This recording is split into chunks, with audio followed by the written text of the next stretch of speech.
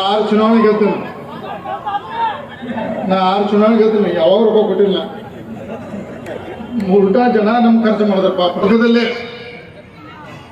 Cooker ಕೊಡತ್ತಾರ, ಅದು ಬಿಟ್ಟು ಇಲ್ಲಿ ಬಂದ್ರೆ ಅಂದ್ರೆ ಬಹಳ ಸಂತೋಷ.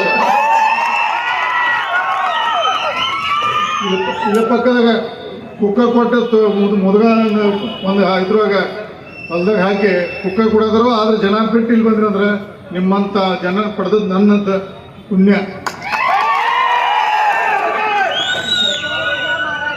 ಮಿಕ್ಸರ್ಲೇ ಕೂರೆಲ್ಲ ಒಂದ್ಬೇಡ. ಮತ್ತೆ ನಾನು ಬಹುಶಃ ಮೊನ್ನೆ ಕೊಟ್ಟಂತ ಒಂದು ಡಬ್ಬಿ ಮಾರ್ಕೆಟ್ನಲ್ಲಿ 70-80 ರೂಪಾಯಿ ಇರ್ಬೋದು. ಇವತ್ತು ಕೊಡುವಂತ 600-800 ಎಷ್ಟಾಯ್ತು? 900 ಎಲ್ಲ ಕೂಡ 1000 ಇಡ್ರಿ. ಬಹುಶಃ ಇನ್ನೊಂದು ಅವ್ನು ಕೊಡ್ಬೋದು, ಅವರು ಇನ್ನೊಂದು ಕೊಡ್ಬೋದು. 3000 ನಾವು 6000 ಕೊಟ್ಟರೆ ಹೋಟ್ ಹಾಕಿರಿ. ನಾವು ಅವೇ ಪಾಡ್ಲಿ ಮೊದಲು ಅರ್ಧ ಉಂಚಿನವಂತೂ ಅರ್ಧ ರೇಟ್ ಸಂಭಾಯಿತ ಮನುಷ್ಯ. ಮತ್ತು ಚಿನಿಕರ್ ಪಾಪೇಟ್ ಒಳ್ಳೆ ಮನುಷ್ಯ.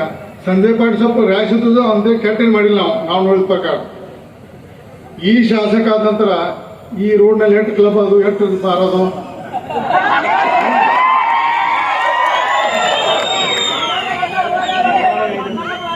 ಇಲ್ಲಿ ಕ್ಲಬ್ ಇಟ್ಟದು ಬಾರ್ ಇಟ್ಟದು ಈ ರೋಡ್ನಾಗ ಅವು ಚಮಚಗಳು. ಅದಕ್ಕೆ ದಯವಿಟ್ಟು ಈ ಶಾಸಕ ತೆಗಿಲೇಬೇಕು. ನಾವು ಎಷ್ಟು ಬೇಕಾದಾಗಲ್ಲ ಅಷ್ಟು ಮಂದಿ ಜನ ಹೊಟ್ಟೆಗ್ರೆ ಅದೇನು ಮಾಡಕ್ಕೆ ಸಾಧ್ಯ ಇಲ್ಲ. ಪ್ರಜಾಪ್ರಭುತ್ವ ವ್ಯವಸ್ಥೆಯಲ್ಲಿ ಜನರ ತೀರ್ಮಾನ ಅಂತಿಮ.